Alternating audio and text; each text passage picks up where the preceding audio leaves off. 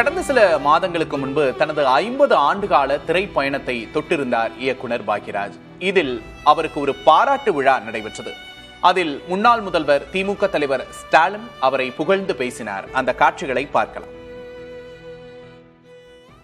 ஒரு எழுத்தாளராக, ஒரு திரைக்கதை வசனகர்த்தாவாக, கதாசிரியராக, இயக்குனராக, நடிகராக, ஏன் இடையில ஒரு அரசியல்வாதியாக, இப்படி பன்முக தன்மை கொண்டவராக விளங்கி கொண்டிருக்கக்கூடியவர் நம்முடைய பாக்யராஜ் அவர்கள். அவர் பெரும்பாலும் குடும்ப பாங்கான திரைப்படங்களை எடுப்பது உண்டு.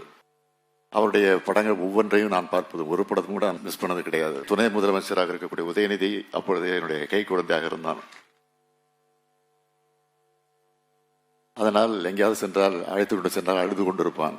அதற்காக குரோம்பேட்டையில் இருக்கக்கூடிய வெற்றி தியேட்டருக்கு, பல்லாவரத்தில் இருக்கக்கூடிய தியேட்டருக்கு சென்று பாக்ஸில் உட்கார்ந்து பார்ப்பது உண்டு. ஏன்னா அழுதால் அது சமாளித்துக் கொள்ளலாம் என்பதற்காக அப்படியெல்லாம் போய் அவருடைய படத்தை நாங்கள் பார்த்ததுண்டு.